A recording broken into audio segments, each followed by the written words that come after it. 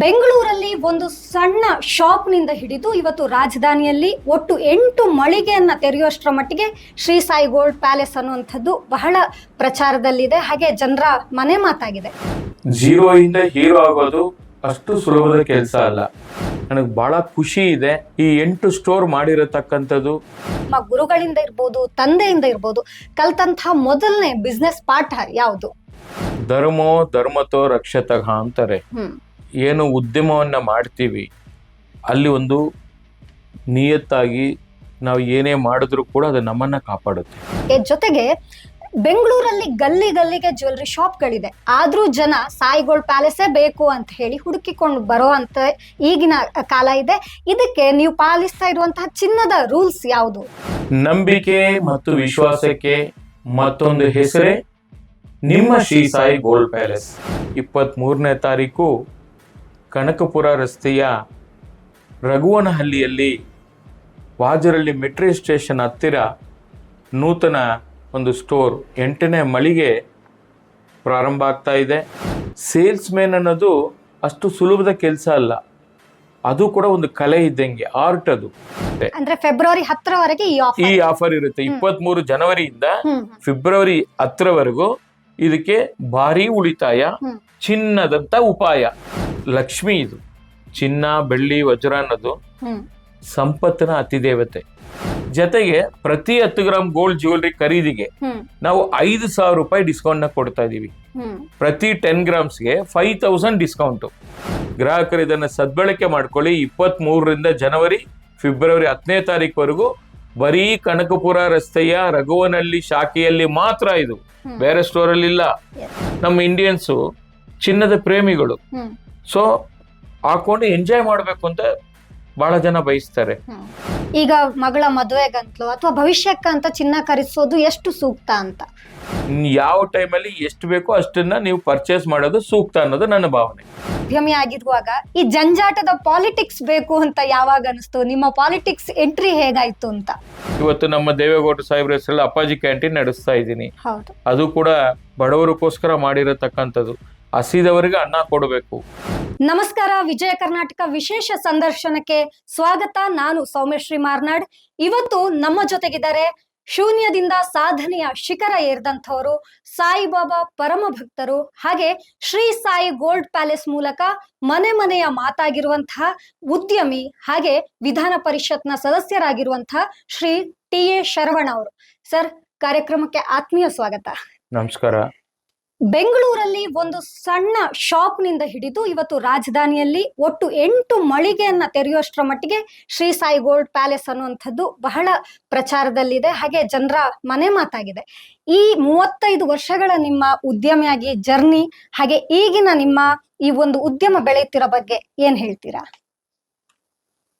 ಪ್ರತಿಯೊಂದು ಯಶಸ್ಸಿನ ಹಿಂದೆ ಸಾಕಷ್ಟು ನೋವು, ನಲಿವುಗಳು, ಪರಿಶ್ರಮ, ಎಷ್ಟೊಂದು ಹೋರಾಟ ಎಲ್ಲವನ್ನ ದಾಟಿ ಈ ಒಂದು ಸಕ್ಸಸ್ ಸಿಗೋದಕ್ಕೆ ಮೂಲ ಕಾರಣ.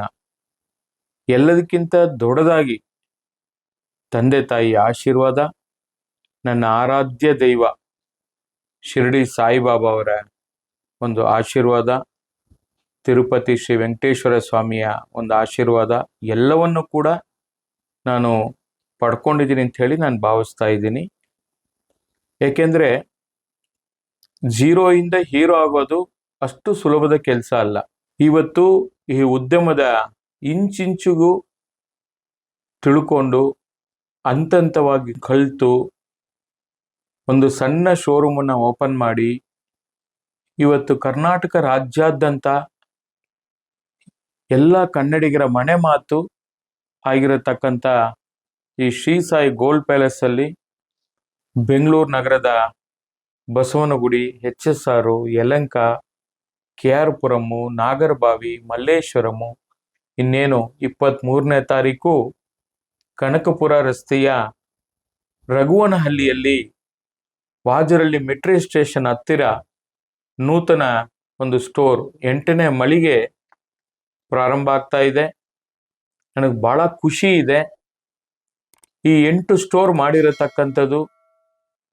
ಬೆಂಗಳೂರು ನಗರದಲ್ಲಿ ಒಂದು ಕಡೆಯಿಂದ ಇನ್ನೊಂದು ಕಡೆಗೆ ಹೋಗ್ಬೇಕಂದ್ರೆ ಅರ್ಧ ದಿವಸ ಬೇಕು. ಈ ಟ್ರಾಫಿಕ್ ಸಮಸ್ಯೆ ಇರ್ಬೋದು, ಮತ್ತೆ ಅಲ್ಲೆಲ್ಲೇ ಲೊಕೇಶನ್ಗೆ ನಾವು ಅಲ್ಲಿಗೆ ಹೋದಾಗ ಗ್ರಾಹಕರ ಒಂದು ಉತ್ಸಾಹ, ಅವರು ನಮ್ಮನ್ನ ಬರಮಾಡ್ಕೊಂಡು ನಮ್ಮ ಏರಿಯಾಗೆ ನೀವು ಬಂದಿದ್ದೀರಿ ಅಂತೇಳಿ ಖುಷಿ ಖುಷಿಯಿಂದ ಬಂದು ಅವರು ಶಾಪಿಂಗ್ ಮಾಡುವಂತ ಒಂದು ವಿಧಾನ ಇರ್ಬೋದು. ಮತ್ತೆ ಗ್ರಾಹಕರ ಒಂದು ಸೇವೆಯಲ್ಲಿ ಸೇಲ್ಸ್ ಮ್ಯಾನ್ ಅನ್ನೋದು ಅಷ್ಟು ಸುಲಭದ ಕೆಲಸ ಅಲ್ಲ. ಅದು ಕೂಡ ಒಂದು ಕಲೆ ಇದ್ದಂಗೆ, ಆರ್ಟ್ ಅದು. ಗ್ರಾಹಕರ ಮನಸ್ಸನ್ನ ಗೆಲ್ಲಬೇಕಾಗ್ತದೆ. ಒಂದು ಸಣ್ಣ ಸಾಕ್ಸ್ ಮಾರೋನು ನೀವು ನೋಡಿರ್ಬೋದು, ಎಲ್ಲಾದ್ರೂ ಬಂದು ನಿಮ್ಮನ್ನ ಸಾಕ್ಸ್ನ ಮಾರಾಟ ಮಾಡಕ್ಕೆ ಎಷ್ಟು ಮಾತಾಡ್ತಾರೆ, ನಮ್ಮನ್ನ ತಗೊಳ್ಳೋವರೆಗೂ ಅವ್ರು ಬಿಡಲ್ಲ. ಆ ತರ ಸೇಲ್ಸ್ ಮ್ಯಾನ್ನ ಆ ಒಂದು ಕಲೆನ ಕಲ್ತು ಬಂದಿರುತ್ತಾರೆ. ಅಂಥದ್ರಲ್ಲಿ ನಾವು ಲಕ್ಷಾಂತರ ಬೆಲೆ ಬಾಳುವಂತ ಗೋಲ್ಡು, ಸಿಲ್ವರು, ಡೈಮಂಡು ಈ ತರ ಜ್ಯುವೆಲ್ರಿಗಳನ್ನ ಮಾರಾಟ ಮಾಡುವಾಗ ಎಷ್ಟು ಪರಿಶ್ರಮ ಇರುತ್ತೆ. ಅದ್ರ ಹಿಂದೆ ನಮ್ಮ ಒಂದು ಬಾಡಿ ಲ್ಯಾಂಗ್ವೇಜ್ ಇರ್ಬೋದು, ಗ್ರಾಹಕರನ್ನ ಸೆಳೆಯುವಂತ ಒಂದು ಅಷ್ಟು ಡಿಸ್ಕೌಂಟ್ಗಳಿರ್ಬೋದು. ಇವತ್ತಿನ ಈ ಒಂದು ಹಾಲ್ಮಾರ್ಕ್ ಮತ್ತು HUID ಅಂತ ಮಾಡ್ಬಿಟ್ಟಿದೀವಿ. ಇಡೀ ದೇಶದಲ್ಲಿ ಇಂಟರ್ನ್ಯಾಷನಲ್ ವಾರಂಟಿ ಅದು. HUID ಇದ್ರೆ ಮಾತ್ರ ನೀವು ಆಭರಣವನ್ನ ಖರೀದಿ ಮಾಡಿ ಅಂತ ಹೇಳಿ ನಾನು ಕೂಡ ಒಬ್ಬ ಕರ್ನಾಟಕ ಜ್ಯುವೆಲ್ರಿ ಅಸೋಸಿಯೇಷನ್ ಅಧ್ಯಕ್ಷನಾಗಿ ನಾನು ಇದನ್ನ ನಮ್ಮ ಜ್ಯುವೆಲ್ಲರ್ಸ್ ಎಲ್ಲರಿಗೂ ಕೂಡ ನಾನು ಮನವರಿಕೆ ಮಾಡಿದ್ದೀನಿ. ಆಗ್ಲೇ ಹಾಲ್ಮಾರ್ಕ್, ಅಪ್ಪಟ ಹಾಲ್ಮಾರ್ಕ್ ಜ್ಯುವೆಲ್ರಿಗಳನ್ನೇ ಎಲ್ಲರೂ ಕೂಡ ಮಾರಾಟ ಮಾಡ್ತಾ ಇದ್ದಾರೆ. ಸೊ ಇದರಿಂದ ಗ್ರಾಹಕರಿಗೂ ಕೂಡ ಯಾವುದೇ ತೊಂದರೆ ಆಗಲ್ಲ. ಅವ್ರು ಯಾವತ್ತು ಕಷ್ಟ ಅಂತ ಬಂದಾಗ ಅದನ್ನ ಮಾರಾಟ ಮಾಡ್ಬೇಕಾ ಅಥವಾ ಎಲ್ಲಾದ್ರೂ ಬ್ಲಡ್ಜ್ ಮಾಡ್ಬೇಕಾ, ಅದು ಮೆಡಿಕಲಿ ಕಷ್ಟ ಬರ್ಬೋದು, ಎಜುಕೇಶನ್ ಕಷ್ಟ ಬರ್ಬೋದು, ಇನ್ನೇನೋ ಒಂದು ಪ್ರಾಪರ್ಟಿ ಖರೀದಿ ಮಾಡಕ್ಕಿರ್ಬೋದು, ತತ್ಕ್ಷಣಕ್ಕೆ ಹಣ ಬೇಕಿದ್ದಾಗ ಅವ್ರು ಬಂದು ಮಾರಾಟ ಮಾಡಿದಾಗ ಅವ್ರಿಗೆ ಯಾವುದೇ ತೊಂದರೆ ಆಗಬಾರ್ದು. ಆ ಹಾದಿಯಲ್ಲಿ ನಾವು ಕೂಡ ಆ ಕ್ವಾಲಿಟಿ ಜೊತೆಗೆ ಬಿಲ್ಲನ್ನ ಪಡ್ಕೊಳ್ಳಿ.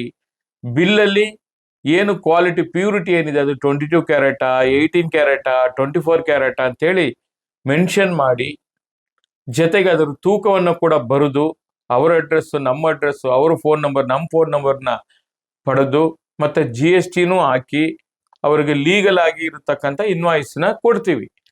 ಅದು ಕೊಟ್ಟಾಗ ಅವ್ರಿಗೆ ಏನಾದ್ರು ಕಳ್ತನ ಆಗ್ಲಿ, ಮತ್ತೆ ಎಲ್ಲಾದ್ರೂ ಇನ್ನೇನೋ ಹೆಚ್ಚು ಕಮ್ಮಿ ಆಗ್ಲಿ, ಅವರು ಇನ್ಶೂರೆನ್ಸ್ ಕ್ಲೈಮ್ ಮಾಡೋದಾಗ್ಲಿ, ಒಂದು ಪೊಲೀಸ್ ಸ್ಟೇಷನ್ ಅಲ್ಲಿ ಕಂಪ್ಲೇಂಟ್ ಕೊಡೋದಾಗ್ಲಿ, ಎಲ್ಲದಕ್ಕೂ ಕೂಡ ಇದು ಸಹಕಾರಿಯಾಗುತ್ತೆ ಈ ಡಾಕ್ಯುಮೆಂಟು. ಅದನ್ನ ಎಲ್ರು ಕೇಳಿ ಪಡ್ಕೊಳ್ಳಿ. ಸುಮ್ಮನೆ ಚೀಟಿ ತಗೊಳ್ಳೋದು, ಏನೋ GST ಉಳ್ಸಕ್ ಹೋಗೋದು, ಇನ್ನೇನೋ ಮೋಸ ಆದ್ರೆ ನೀವು ಏನೂ ಕೇಳಕ್ಕಾಗಲ್ಲ ಅಂಗಡಿಯವ್ರನ್ನ. ಅದಕ್ಕೆ ಅವಕಾಶ ಮಾಡ್ಕೊಡ್ಬೇಡಿ ಅಂತೇಳಿ ನಾನು ನಮ್ಮ ಗ್ರಾಹಕರಿಗೆ ನಾನು ಕಿವಿ ಮಾತನ್ನ ಹೇಳಲಿಕ್ಕೆ ಬಯಸ್ತಾ ಇದ್ದೀನಿ. ಖಂಡಿತ ಸರ್, ನಮ್ಮ ಮುಂದಿನ ಪ್ರಶ್ನೆ ಅದೇ ಆಗಿತ್ತು. ಈಗ 2026 ನಿಮ್ಮ ಪಾಲಿಗೆ ಒಂದು ಹೊಸ ವರ್ಷವಾಗಿ ಹೊಸ ಒಂದು ಮಳಿಗೆಯ ಜೊತೆ ಆರಂಭ ಆಗ್ತಾ ಇದೆ. ಜನರ ನಿರೀಕ್ಷೆಯಂತೆ ಮತ್ತಷ್ಟು ಈ ಮಳಿಗೆಗಳು ಆರಂಭ ಆಗ್ಲಿ ಅನ್ನೋದು ನಮ್ಮದು ಕೂಡ ಹಾರೈಕೆ. ಜೊತೆಗೆ ಬೆಂಗಳೂರಲ್ಲಿ ಗಲ್ಲಿ ಗಲ್ಲಿಗೆ ಜ್ಯುವೆಲ್ರಿ ಶಾಪ್ಗಳಿದೆ, ಆದ್ರೂ ಜನ ಸಾಯಿ ಗೋಲ್ಡ್ ಪ್ಯಾಲೇಸೇ ಬೇಕು ಅಂತ ಹೇಳಿ ಹುಡುಕಿಕೊಂಡು ಬರೋ ಅಂತ ಈಗಿನ ಕಾಲ ಇದೆ. ಇದಕ್ಕೆ ನೀವು ಪಾಲಿಸ್ತಾ ಇರುವಂತಹ ಚಿನ್ನದ ರೂಲ್ಸ್ ಯಾವುದು? ನಂಬಿಕೆ ಮತ್ತು ವಿಶ್ವಾಸಕ್ಕೆ ಮತ್ತೊಂದು ಹೆಸರೇ ನಿಮ್ಮ ಶ್ರೀ ಸಾಯಿ ಗೋಲ್ಡ್ ಪ್ಯಾಲೇಸ್. ಅದು ಎಲ್ರಿಗೂ ಗೊತ್ತಿರತಕ್ಕಂಥ ವಿಚಾರ. ನಮ್ಮಲ್ಲಿ ಏನಂದ್ರೆ, ಗ್ರಾಹಕರು ನಮ್ಮ ಸಾಯಿ ಗೋಲ್ಡ್ ಪ್ಯಾಲೇಸ್ ಒಳಗಡೆ ಬಂದಾಗ ಮೊದಲನೇದಾಗಿ ಅದು ಸಾಯಿ ಮಂದಿರ ಅಂತೇಳಿ ಭಾವಿಸ್ತಾರೆ. ಅದು ಒಂಥರ ದೇವಸ್ಥಾನ ಇದ್ದಂಗೆ. ಆ ದೇವಸ್ಥಾನಕ್ಕೆ ಹೋದಾಗ ನಾವು ಯಾವ ತರ ದೇವ್ರ ಮುಂದೆ ನಿಂತ್ಕೊಂಡಾಗ ಯಾವ ತರ ನಮ್ಮ ಮೈಯೆಲ್ಲ ಜುಮ್ಮುಂತ ಒಂದು ಪ್ರಾರ್ಥನೆ ಮಾಡಿ ಒಂದು ಒಳ್ಳೆ ಸ್ಪಿರಿಚುವಲ್ ಆಗಿ ಪಾಸಿಟಿವ್ ಎನರ್ಜಿ ಬರುತ್ತೋ, ಹಾಗೆ ನಮ್ಮ ಸಾಯಿ ಗೋಲ್ಡ್ ಪ್ಯಾಲೇಸ್ ಬಂದಾಗೂ ಕೂಡ ನಮ್ಮ ಗ್ರಾಹಕರಿಗೆ ಅವ್ರಿಗೆ ಯಾವುದೇ ಸಮಸ್ಯೆ ಆಗ್ಬಾರ್ದು. ಅವ್ರು ಬಂದಾಗ ಖುಷಿ ಖುಷಿಯಿಂದ ಶಾಪಿಂಗ್ ಮಾಡಿ ಅವ್ರ ಮನಸ್ಸಲ್ಲಿ ಇರತಕ್ಕಂತ ಆ ಕನಸಿನ ಆಭರಣ ಏನಿದೆ, ಆ ಕನಸಿನ ಆಭರಣ ತಗೊಳ್ಳಿಕ್ಕೆ, ಅವ್ರಿಗೆ ನನಸಾಗ್ಲಿಕ್ಕೆ ನಮ್ಮ ಸಾಯಿ ಗೋಲ್ಡ್ ಪ್ಯಾಲೇಸ್ನ ನಮ್ಮ ಎಲ್ಲ ಸಿಬ್ಬಂದಿ ವರ್ಗದವರು, ನಾನು ಸಿಬ್ಬಂದಿ ಅಂತ ಹೇಳೋದಕ್ಕಿಂತ ಅವ್ರು ನನ್ನ ಫ್ಯಾಮಿಲಿ ಮೆಂಬರ್, ಕುಟುಂಬ ಸದಸ್ಯರವರೆಲ್ಲ ಕೂಡ ಅವರು ಆ ರೀತಿಯಲ್ಲಿ ನಮ್ಮ ಗ್ರಾಹಕರನ್ನ ಸ್ವಾಗತ ಮಾಡಿ ಅವ್ರಿಗೆ ಏನ್ ಬೇಕು ಅನ್ನೋದನ್ನ ಸರಿಯಾದ ರೀತಿಯಲ್ಲಿ ಸ್ಪಂದಿಸಿ ಅವ್ರಿಗೆ ಅವ್ರು ಬಿಲ್ ಮಾಡ್ಲಿ, ಬಿಲ್ ಮಾಡದೆ ಹೋಗ್ಲಿ, ಬರೋರೆಲ್ಲ ಖರೀದಿ ಮಾಡಬೇಕು ಅಂತ ನಾವು ಹೇಳಲ್ಲ. ಕೆಲವರು ಇವತ್ತು ನೋಡ್ತಾರೆ, ಇನ್ನೊಂದ್ ದಿವ್ಸ ಬರ್ತಾರೆ. ಅವ್ರು ತಗೊಳ್ದೆ ಹೋಗ್ಲಿ, ನಾವು ಬೇಜಾರ್ ಮಾಡ್ಕೋಬಾರದು. ಖುಷಿ ಖುಷಿಯಿಂದ ಅವ್ರು ಬಂದಾಗ ಅದೇ ರೀತಿಯಲ್ಲಿ ಖುಷಿ ಖುಷಿಯಿಂದ ಅವ್ರನ್ನ ಕಳಿಸ್ಕೊಡುವಂತ ಕೆಲಸವನ್ನ ನಮ್ಮವರು ಎಲ್ಲರೂ ಕೂಡ ಫ್ಯಾಮಿಲಿ ಮೆಂಬರ್, ಸಿಬ್ಬಂದಿ ವರ್ಗದ ಅಂತ ಹೇಳಿ ಮಾಡೇ ಮಾಡ್ತಾರೆ. ಅದರಿಂದ ಗ್ರಾಹಕರು ಕೆಲವ್ರಿಗೆಲ್ಲ ನಮ್ಮ ಸಾಯಿಬಾಬಾ ಹತ್ರ ಇಟ್ಟು ಕೊಡಿ ನಮ್ಗೆ ಆ ಒಡವೆಗಳನ್ನ, ಅದು ಕೂಡ ಲಕ್ಷ್ಮಿ ನಮ್ಮ ಮನೆಗೆ ಕರ್ಕೊಂಡು ಹೋಗ್ತಾ ಇದೀವಿ, ನಮ್ಗೆ ಇನ್ನೂ ಚೆನ್ನಾಗಿ ಆಗ್ಬರ್ಲಿ ಅಂತೇಳಿ ವಿಶ್ ಮಾಡಿ ಕೊಡಿ ಅಂತೇಳಿ ಕೇಳ್ತಾರೆ.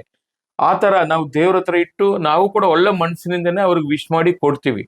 ಕೆಲವರೆಲ್ಲ ನನಗೆ 2 ಹೆಣ್ಮಕ್ಳು ಇದ್ದಾರೆ, ನಾನು ಅವ್ರಿಗೆ ಈಗ ತಾನೇ ಮದುವೆ ಮಾಡ್ಬೇಕು ಅಂತ ಪ್ಲಾನ್ ಮಾಡ್ಕೊಂಡಿದೀವಿ, ಈಗ ಶಾಪಿಂಗ್ ಮಾಡ್ತಾ ಇದೀವಿ, ನಿಮ್ಮ ಶೋರೂಮ್ ಅಲ್ಲಿ ಜ್ಯುವೆಲ್ರಿ ತಗೋತಾ ಇದೀವಿ, ತಗೊಂಡು ನಾವು ಮನೆಗೆ ಹೋಗಿ 1 ತಿಂಗಳಿಗೆಲ್ಲ ನಮ್ಗೆ ಒಳ್ಳೆ ಅಳಿಯ ಸೆಟ್ ಆಗಿದ್ದಾನೆ, ನನಗೆ ಬಹಳ ಖುಷಿ ಇದೆ, ಮದುವೆ ಪರ್ಚೇಸ್ ಕೂಡ ಇಲ್ಲೇ ಬಂದು ಮಾಡ್ತೀವಿ ಅಂತೇಳಿ ಆ ತರ ಕೆಲವು ಗ್ರಾಹಕರು ಬಂದು ತಗೊಂಡು ಹೋಗಿರತಕ್ಕಂಥ ಘಟನೆಗಳೂ ಇದೆ.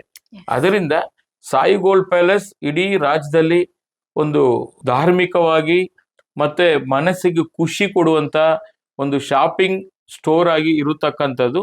ಮತ್ತೆ quality is our first priority. No compromise. ಯಾವುದೇ ಆಗ್ಲಿ ಪಕ್ಕಾ ಹಾಲ್ಮಾರ್ಕ್ ಸೀಲ್ ಇರಬೇಕು. ಅದು ಇಲ್ದೆ ನಾನು ಯಾವ ಐಟಮು ಮಾರಾಟ ಮಾಡಲ್ಲ. ಯಾಕಂದ್ರೆ ಅವ್ರು ಕೊಡುವಂತ ಹಣಕ್ಕೆ ಭದ್ರತೆ ಇರಬೇಕು, ಆ ರಕ್ಷಣೆ ಇರಬೇಕು. ಅವ್ರ ಮನ್ಸಿಗೂ ಕೂಡ ನಾನು ಒಳ್ಳೆ ಕಡೆ ಬಂದಿದ್ದೀನಪ್ಪ, ನನಗೆ ಯಾವುದೇ ಇಲ್ಲಿ ತೊಂದರೆ ಆಗಲ್ಲ, ನಾಳೆ ದಿನ ಎಕ್ಸ್ಚೇಂಜ್ ಬೇಕಾ ಎಕ್ಸ್ಚೇಂಜು, ಕ್ಯಾಶ್ ಬೇಕಾ ಕ್ಯಾಶ್ ತಗೋಬಹುದು ಅನ್ನೋ ಒಂದು ಭಾವನೆ, ಆ ಸ್ಟ್ಯಾಂಡರ್ಡ್ ಏನಿದೆ ಅದನ್ನ ಮೇಂಟೈನ್ ಮಾಡುವಂತ ಕೆಲಸವನ್ನ ಮಾಡ್ತೀವಿ. ಜೊತೆಗೆ ವೆರೈಟೀಸು ಎಷ್ಟು ಬೇಕು ನಿಮ್ಗೆ ವೆರೈಟೀಸು. ಯಾವುದೇ ಬಡ್ಜೆಟ್, ಈಗ ನೋಡ್ತಾ ಇದ್ದೀರಿ 15,000 ರೂಪಾಯಿ ಆಗೋಯ್ತು ಗೋಲ್ಡ್, ಬೆಳ್ಳಿ 305 ರೂಪಾಯಿ ಆಗೋಯ್ತು. ನಾನು ಕೂಡ ಊಹೆ ಮಾಡಿರ್ಲಿಲ್ಲ. ಹೋದ ವರ್ಷ ಇದೇ ಟೈಮ್ ಜನವರಿಗೆ 7,000 ರೂಪಾಯಿ ಇತ್ತು, ಈಗ ಡಬಲ್ ಆಗ್ಬಿಟ್ಟಿದೆ. ಬೆಳ್ಳಿ ಅಂತ 2 ಪಟ್ಟು ಜಾಸ್ತಿ ಆಗ್ಬಿಟ್ಟಿದೆ, 200 ಟೈಮ್ಸ್ ಜಾಸ್ತಿ ಆಗಿದೆ. ಅದು 100 ರೂಪಾಯಿ ಇತ್ತು, ಇವತ್ತು 300 ಚಿಲ್ಲರೆ ಆಗೋಗ್ಬಿಟ್ಟಿದೆ. ಇದೇ ತರ ಗೋಲ್ಡ್ ಮೇಲೆ, ಸಿಲ್ವರ್ ಮೇಲೆ ಎಷ್ಟೇ ಇನ್ವೆಸ್ಟ್ಮೆಂಟ್ ಮಾಡಿ ಅದು ಅಸೆಟ್, ಅದು ಈಗ ಅದು ಎಕ್ಸ್ಪೆನ್ಸಸ್ ಅಲ್ಲ. ನಿಮ್ಗೆ ಯಾವಾಗ ಎಷ್ಟೆಷ್ಟು ಬೇಕೋ ಅಷ್ಟೆಷ್ಟು ಖರೀದಿ ಮಾಡಿ, ಸಾಲ ಸೂಲ ಮಾಡಿ ಚಿನ್ನ ಖರೀದಿ ಮಾಡಬೇಡಿ, ನನ್ನ ಅಡ್ವೈಸ್ ಅದು. ಯಾಕಂದ್ರೆ ನಿಮ್ಮ ಹತ್ರ ಸ್ವಲ್ಪ ಎಕ್ಸಸ್ ದುಡ್ಡಿದ್ರೆ ಇನ್ವೆಸ್ಟ್ ಮಾಡಿ, ಅರ್ಥ ಆಯ್ತಲ್ಲ? ಅದನ್ನ ನೀವು ಅಳವಡಿಸ್ಕೊಳ್ಳಿ. ನಮ್ಮಲ್ಲಿ ಒಂದು ಸಾಯಿ ಅಕ್ಷಯ ಗೋಲ್ಡ್ ಅಡ್ವಾನ್ಸ್ ಪರ್ಚೇಸ್ ಪ್ಲಾನ್ ಅಂತ ಕೂಡ ಮಾಡಿದೀವಿ. ಆ ಗೋಲ್ಡ್ ಪರ್ಚೇಸ್ ಪ್ಲಾನ್ ಅಲ್ಲಿ ನೀವು ಪ್ರತಿ ತಿಂಗಳು ನೀವು 5,000 ಕಟ್ತಿರೋ, 10,000 ಕಟ್ತಿರೋ, 20,000 ಕಟ್ತಿರೋ, 1 ಲಕ್ಷ ಕಟ್ತಿರೋ, ಎಷ್ಟಾದ್ರು ಕಟ್ಬೋದು ಅವ್ರವ್ರ ಕೆಪಾಸಿಟಿ ಮೇಲೆ. ಪ್ರತಿ ತಿಂಗಳು ಇದು ಉಳಿತಾಯ ಯೋಜನೆ ಅಂತ ಕರಿತೀವಿ ನಾವು. ಆವಾಗ ಗೋಲ್ಡ್ ರೇಟ್ ಏನಿದೆ, ಈಗ ನೀವು 10,000 ರೂಪಾಯಿ ಕಟ್ತೀರಿ, ಇವತ್ತು 10,000 ರೂಪಾಯಿ ಗೋಲ್ಡ್ ರೇಟ್ ಇದೆ, 1 ಗ್ರಾಮ್ ಗೋಲ್ಡ್ ನಮ್ಮ ಅಕೌಂಟ್ ಅಲ್ಲಿ ಜಮಾ ಮಾಡ್ತೀವಿ. ನಾವು ಕ್ಯಾಶ್ ರೂಪದಲ್ಲಿ ಇಟ್ಕೊಳ್ಳಲ್ಲ. ಕ್ಯಾಶ್ ಆಗಿ ಇಟ್ಕೊಂಡ್ರೆ ನಿಮ್ಗೆ ಲಾಸು, ಗ್ರಾಹಕರಿಗೆ ಲಾಸು. ಆವತ್ತು ಏನ್ ರೇಟ್ ಇದೆ ಅಷ್ಟು ತೂಕವನ್ನ ಜಮಾ ಮಾಡಿ ನಿಮ್ಮ ಅಕೌಂಟ್ಗೆ ನಿಮ್ಗೊಂದು ಮೆಸೇಜ್ ಬಂದ್ಬಿಡುತ್ತೆ, ಎಂಟ್ರಿ ಮಾಡ್ಬಿಡ್ತೀವಿ. ಅದು 12 ತಿಂಗಳು ಕಟ್ತೀರಿ. 12 ತಿಂಗಳಿಗೆ ಬಂದು ನಿಮ್ದು ಎಷ್ಟು ಗೋಲ್ಡ್ ಇದೆ ವೆಯ್ಟು, ಅಷ್ಟು ಗೋಲ್ಡ್ಗೂ 16.99% ವರೆಗೂ, ಅಂದ್ರೆ ಈಗ ಹೊಸ ಸ್ಟೋರ್ಗೆ ಕನಕಪುರ ರಸ್ತೆಯಲ್ಲಿ 0% ಮೇಕಿಂಗ್ ಚಾರ್ಜ್ ಮಾಡ್ತಾ ಇದೀವಿ. ಅದು 10ನೇ ತಾರೀಕುವರೆಗೂ ಆ ಸ್ಕೀಮ್ ಇರುತ್ತೆ. 0% ಮೇಕಿಂಗ್ ಚಾರ್ಜ್. ನೀವು ಏನೇ ಈ ಒಂದು ಅಡ್ವಾನ್ಸ್ ಪ್ಲಾನ್ ಅಲ್ಲಿ ಸದಸ್ಯರಾದಾಗ ಎಷ್ಟೇ ಕಟ್ಟಿದ್ರು ಕೂಡ ಅದು 12 ತಿಂಗಳು ಅದು ಕಂಟಿನ್ಯೂಷನ್ ಇರುತ್ತೆ. ಅಂದ್ರೆ ಫೆಬ್ರವರಿ 10ರವರೆಗೆ ಈ ಆಫರ್ ಇರುತ್ತೆ. 23 ಜನವರಿಯಿಂದ ಫೆಬ್ರವರಿ 10ರವರೆಗೂ ಇದಕ್ಕೆ ಭಾರಿ ಉಳಿತಾಯ, ಚಿನ್ನದಂತ ಉಪಾಯ. ಈಗ ಚಿನ್ನದ ಉಪಾಯಗಳು ಕೇಳಿದ್ರಲ್ಲ, ಅದಕ್ಕೆ ನಾನು ಹೇಳಲಿಕ್ಕೆ ಬಯಸ್ತಾ ಇದ್ದೀನಿ. ಇದು ಒಂದು 0% ಮೇಕಿಂಗ್ ಚಾರ್ಜ್. ಈ ಸ್ಕೀಮ್ ಅಲ್ಲಿ ಯಾರು ಜಾಯಿನ್ ಆಗ್ತಾರೋ ಅವ್ರಿಗೆ. ಜೊತೆಗೆ ಪ್ರತಿ 10 ಗ್ರಾಮ್ ಗೋಲ್ಡ್ ಜ್ಯುವೆಲ್ರಿ ಖರೀದಿಗೆ ನಾವು 5,000 ರೂಪಾಯಿ ಡಿಸ್ಕೌಂಟ್ ನ ಕೊಡ್ತಾ ಇದೀವಿ. ಪ್ರತಿ 10 ಗ್ರಾಮ್ಸ್ಗೆ 5,000 ಡಿಸ್ಕೌಂಟ್. ಆಮೇಲೆ ಪ್ರತಿ ಡೈಮಂಡ್ ಜ್ಯುವೆಲ್ರಿ ಖರೀದಿಗೆ ಪ್ರತಿ 1 ಕ್ಯಾರೆಟ್ಗೂ ಕೂಡ 10,000 ರೂಪಾಯಿನ ಡಿಸ್ಕೌಂಟ್ ಕೊಡ್ತಾ ಇದೀವಿ. ಮತ್ತೆ ಸಿಲ್ವರ್ ಕೂಡ 5,000 ರೂಪಾಯಿವರೆಗೂ ಡಿಸ್ಕೌಂಟ್ ಕೊಡ್ತಾ ಇದೀವಿ. ಈ ತರ this is never before and never again. ಇದು ಇನಾಗುರಲ್ ಆಫರ್ ಆಗಿ ಅನೌನ್ಸ್ ಮಾಡಿದ್ದೀನಿ. ಗ್ರಾಹಕರು ಇದನ್ನ ಸದ್ಬಳಕೆ ಮಾಡ್ಕೊಳ್ಳಿ. 23ರಿಂದ ಜನವರಿ ಫೆಬ್ರವರಿ 10ನೇ ತಾರೀಕುವರೆಗೂ ಬರೀ ಕನಕಪುರ ರಸ್ತೆಯ ರಘುವನಹಳ್ಳಿ ಶಾಖೆಯಲ್ಲಿ ಮಾತ್ರ, ಇದು ಬೇರೆ ಸ್ಟೋರ್ ಅಲ್ಲಿ ಇಲ್ಲ. ಇನಾಗುರಲ್ ಆಫರ್ ಆಗಿ ಅಲ್ಲಿ ಮಾತ್ರ ಕೊಡ್ತಾ ಇದೀವಿ. ಅದನ್ನ ಉಪಯೋಗ ಮಾಡ್ಕೊಳ್ಳಿ. ಎಸ್, ಸಾಯಿ ಗೋಲ್ಡ್ ಪ್ಯಾಲೇಸ್ ನ ಹೊಸ ಮಳಿಗೆ ಆಫರ್ ಇದು. ಹಾಗೆ ಏನು ನಿಮ್ಮ ಸಿಬ್ಬಂದಿಗಳ ಬಗ್ಗೆ ಹೇಳ್ತಿದ್ರಿ, 400 ಸಿಬ್ಬಂದಿಗಳಿಗೆ ನೀವು ಕೆಲಸ ಕೊಟ್ಟಿದ್ದೀರಿ. ಹಾಗೆ ಅವರ ಒಂದು ಬಂದಾಗ ಉಪಚರಿಸುವಂತಹ ರೀತಿಗೆ ನಾವು ಕೂಡ ಮನಸ್ಸೋತಿದೀವಿ, ನೋಡಿದೀವಿ ಅದನ್ನ. ಅಷ್ಟೇ ಅಲ್ಲ, ಗುಣಮಟ್ಟದ ಬಗ್ಗೆ ಹೇಳ್ತಿದ್ದಾಗ ಹಾಲ್ಮಾರ್ಕ್ ನ ನೀವು ಆರಂಭಿಸಿದ್ದು ಕೂಡ ಎಲ್ಲ ಮಳಿಗೆ ಮೊದಲನೇ ವ್ಯಕ್ತಿ. ಹೌದು. ಎಸ್, ಈಗ ಚಿನ್ನದ ವ್ಯಾಪಾರ ಅನ್ನುವಂಥದ್ದು ಕೇವಲ ಬಿಸ್ನೆಸ್ ಅಲ್ಲ, ಅದೊಂದು ನಂಬಿಕೆ. ಹಾಗಾಗಿ ನೀವು ನಿಮ್ಮ ಗುರುಗಳಿಂದ ಇರ್ಬೋದು, ತಂದೆಯಿಂದ ಇರ್ಬೋದು, ಕಲ್ತಂತಹ ಮೊದಲನೇ ಬಿಸ್ನೆಸ್ ಪಾಠ ಯಾವುದು? ಧರ್ಮೋ ಧರ್ಮತೋ ರಕ್ಷತಃ ಅಂತಾರೆ. ನಾವು ಏನು ಒಂದು ಹುದ್ದೆಯಲ್ಲಿ ಇರ್ತೀವಿ, ಏನು ಉದ್ಯಮವನ್ನ ಮಾಡ್ತೀವಿ, ಅಲ್ಲಿ ಒಂದು ನಿಯತ್ತಾಗಿ ನಾವು ಏನೇ ಮಾಡಿದ್ರು ಕೂಡ ಅದು ನಮ್ಮನ್ನ ಕಾಪಾಡುತ್ತೆ. ಯಾವಾಗ್ಲೂ ಅಷ್ಟೇ, ನಾವು ಏನು ಮಾಡಬೇಕು ಅನ್ನೋದನ್ನ ಒಂದು ಕಿಂಚೆತ್ತು ಕೂಡ ಯಾರಿಗೂ ಮೋಸ ಆಗಬಾರದು. ಅದನ್ನ ಚಿಕ್ಕ ವಯಸ್ಸಿಂದನೇ ನೋಡ್ಕೊಂಡು ಬಂದಿದ್ದೀನಿ. ನಾನು ಸುಳ್ಳು ಹೇಳಲ್ಲ, ಬೇರೆಯವ್ರು ಸುಳ್ಳು ಹೇಳಿದ್ರೆ ನನಗಾಗಲ್ಲ, ಇಷ್ಟೇ. ಸೊ ಅದು ಪ್ರತಿ ಹಂತದಲ್ಲಿ ಕೂಡ ನನ್ನ ಏನು ಸಿಬ್ಬಂದಿ ವರ್ಗದವ್ರು ಇದ್ದಾರೆ ಅವ್ರಿಗೂ ಕೂಡ ಟ್ರೈನಿಂಗ್ ಕೊಟ್ಟು ಅದನ್ನ ಅಳವಡಿಸ್ಕೊಂಡಿದ್ದೀನಿ. ಸೊ ಅದನ್ನ ಮುಂದುವರಿಸ್ತಾ ಇದ್ದೀನಿ. ನಾನು ಕಲ್ತಿರತಕ್ಕಂಥ ಪಾಠ ಕೂಡ ಅಷ್ಟೇ, ಯಾರಿಗೂ ಮೋಸ ಆಗಬಾರ್ದು. ಇದು ಲಕ್ಷ್ಮಿ, ಇದು ಚಿನ್ನ ಬೆಳ್ಳಿ ವಜ್ರ ಅನ್ನೋದು ಸಂಪತ್ತಿನ ಅತಿದೇವತೆ ಆಯ್ತಲ್ಲ. ಅದು ಇರತಕ್ಕಂಥ ಜಾಗ ಹಳದಿ ಲೋಗ ಅಂತ ಕರಿತೀವಿ. ಆ ಹಳದಿ ಲೋಗ ಅರ್ಶಿನ ಕುಂಕುಮ ಇದ್ದಂಗೆ. ನಮ್ಮ ಹಿಂದೂ ಸಂಸ್ಕೃತಿಯಲ್ಲಿ ಅದನ್ನು ಯಾವ ತರ ನಾವು ಪೂಜಿಸ್ತೀವೋ ಅದೇ ರೀತಿಯಲ್ಲಿ ಇದನ್ನು ಪೂಜಿಸ್ತಾರೆ. ಆ ಲಕ್ಷ್ಮಿಗೆ ಅಷ್ಟೇ ಆದಂತ ಮಹತ್ವ ಇದೆ. ಅದರಿಂದ ಅದ್ರಲ್ಲಿ ಯಾರು ಕೂಡ ಮೋಸ ಮಾಡಬಾರ್ದು. ಒಂದು ಸಣ್ಣ ಕಳ್ತನ ಆದ್ರೂ ಕೂಡ ಅವನ್ ಯಾವನ್ ಕದಿತಾನೋ ಅವನಿಗ ಕರ್ಮ ಹೋಗುತ್ತಂತೆ. ಯಾರು ಅದನ್ನ ಕಳ್ಕೋತಾರೋ ಅವ್ರಿಗ ಕರ್ಮ ಇವರಿಂದ ಅವ್ರಿಗೆ ಹೋಗಿ ಸೇರ್ಕೋತದಂತೆ. ಅವ್ರ ಜೀವನದಲ್ಲಿ ಉದ್ಧಾರ ಆಗಲ್ಲ.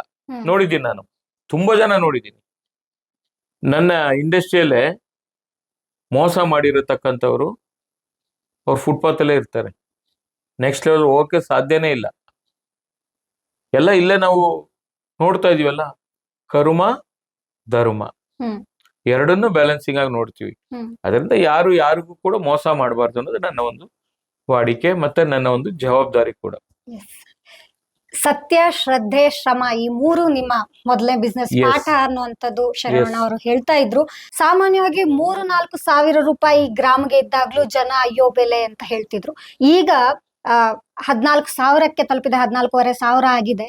ಇದು ಬೇಡಿಕೆ ಮೇಲೆ ಯಾವ ರೀತಿ ಪರಿಣಾಮ ಬೀಳುತ್ತೆ? ಜನ ಕೊಳ್ಳೋದನ್ನ ಕಡಿಮೆ ಮಾಡ್ತಿದಾರಾ, ಅಥವಾ ಇದು ಅನಿವಾರ್ಯ ಅಂತ ಹೇಳಿ ಖರೀದಿ ಮುಂದುವರಿಸಿದಾರಾ?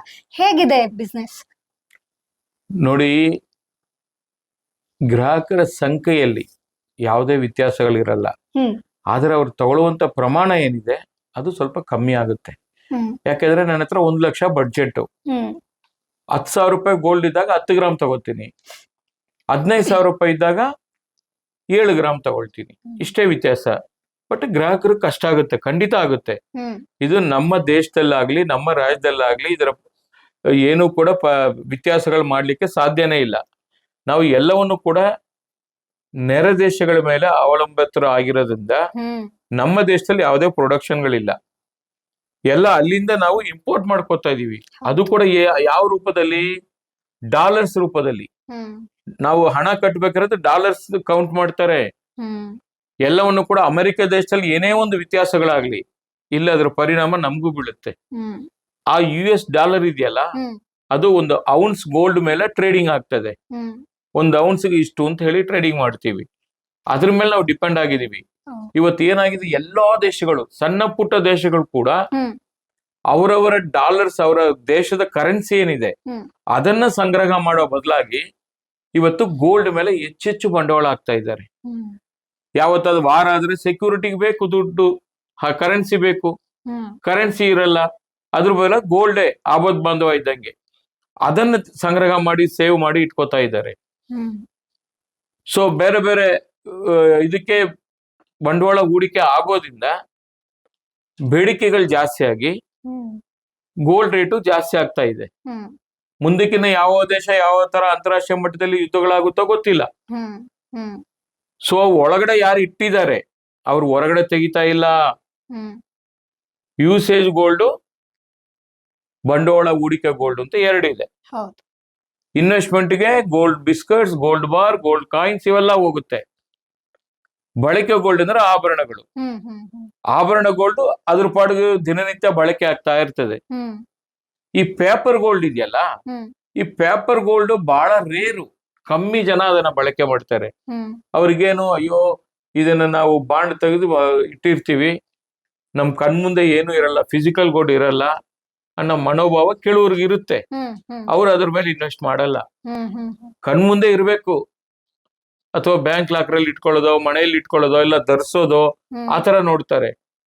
ನಮ್ಮ ಇಂಡಿಯನ್ಸು ಚಿನ್ನದ ಪ್ರೇಮಿಗಳು. ಹ್ಮ್ ಸೊ ಹಾಕೊಂಡು ಎಂಜಾಯ್ ಮಾಡ್ಬೇಕು ಅಂತ ಬಹಳ ಜನ ಬಯಸ್ತಾರೆ. ಹ್ಮ್ ಅದರಿಂದ ಪೇಪರ್ ಗೋಲ್ಡ್ ಅಷ್ಟೊಂದು ಮಹತ್ವ ನಮ್ಮ ದೇಶದಲ್ಲಿ ಇಲ್ಲ. ಸರ್ಕಾರ 2-3 ಬಾರಿ ಏನೇನೋ ಸ್ಕೀಮ್ ಹಾಕಿ ಇದ್ರ ಕಡೆ ಕನ್ವರ್ಟ್ ಆಗಕ್ಕೆ ಬಹಳ ಪ್ರಯತ್ನ ಪಡ್ತು. ಓಕೆ. ಆದ್ರೂ ಅಷ್ಟಕ್ಕಷ್ಟೇ ಇದೆ. ಹ್ಮ್ ಇವತ್ತು ಹಾಗೆ. ಷೇರು ಮಾಡಿಕೊಟ್ಟು ಸ್ಥಿರವಾಗಿಲ್ಲ. ಹ್ಮ್ ಜನ ಎಲ್ಲಿ ಇನ್ವೆಸ್ಟ್ ಮಾಡ್ಬೇಕು? ಗೋಲ್ಡ್ ಬೇಕು ಅಂತ ಬರ್ತಾರೆ. ಓಕೆ. ಅದರಿಂದ ಈಗ ಇದೇನು 15,000 ಆಗಿದೆಯಲ್ಲ, ಹ್ಮ್ ಹ್ಮ್ ಇಷ್ಟಕ್ಕೆ ಮುಗಿಯಲ್ಲ. ಹ್ಮ್ ಇನ್ನೊಂದು ವರ್ಷದಲ್ಲಿ 20,000 ಹೋಗುತ್ತೆ. ವರ್ಷಾಂತ್ಯಕ್ಕೆ ಅಷ್ಟಾಗುತ್ತೆ. ಆಗುತ್ತೆ.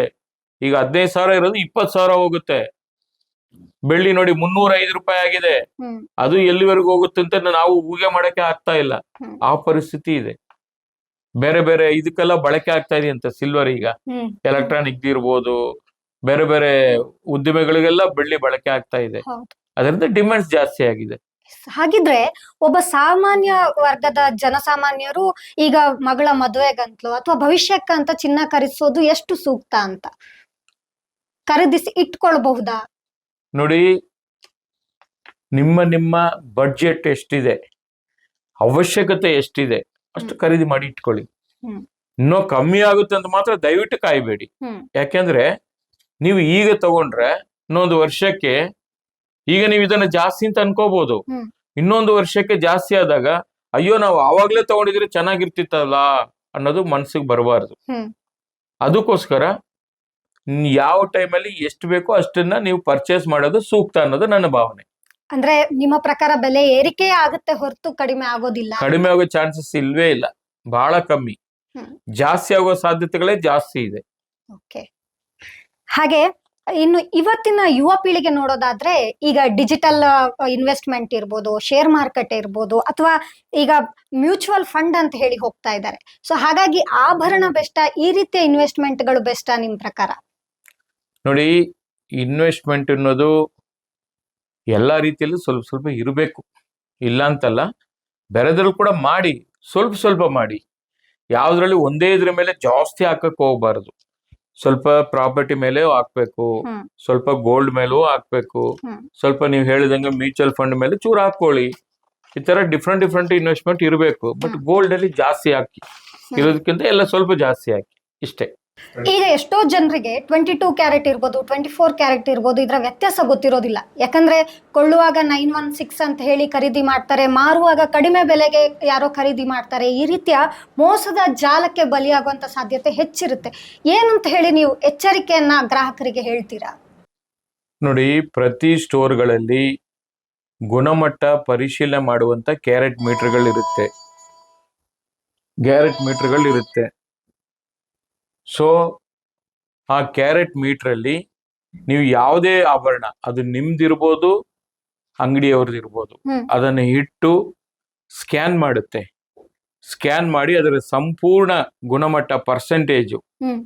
ಗೋಲ್ಡ್ ಎಷ್ಟಿದೆ, ಸಿಲ್ವರ್ ಎಷ್ಟಿದೆ, ಇರೋಡಿಯಂ ಎಷ್ಟಿದೆ, ಕಾಪರ್ ಎಷ್ಟಿದೆ ಅಂತೇಳಿ ಪರ್ಸೆಂಟೇಜ್ ಬಂದು ಅದರ ಪ್ಯೂರಿಟಿ ಬಂದ್ಬಿಡುತ್ತೆ, ಸ್ಕ್ಯಾನ್ ಆಗುತ್ತೆ. ಹ್ಮ್. ಸ್ಕ್ಯಾನ್ ಆಗಿ ಆ ರಿಪೋರ್ಟ್ನ ನೀವು ಸಿಸ್ಟಮ್ ಅಲ್ಲೇ ನೋಡ್ಬೋದು.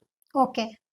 ಅಂತ ಒಂದು ಟೆಕ್ನಾಲಜಿ ಇರತಕ್ಕಂಥದ್ದು ನಮ್ಮ ಎಲ್ಲ ದೊಡ್ಡ ಸ್ಟೋರ್ಗಳಲ್ಲಿ ಇಟ್ಟಿರ್ತಾರೆ ಎಲ್ಲರೂ ಕೂಡ. ಅದನ್ನ ಚೆಕ್ ಮಾಡಿ, ನೀವು ಚೆಕ್ ಮಾಡಿ ಸಿಸ್ಟಮ್ ಅಲ್ಲಿ ನೀವು ಲೈವ್ ಅಲ್ಲಿ ನೋಡ್ಬೋದು.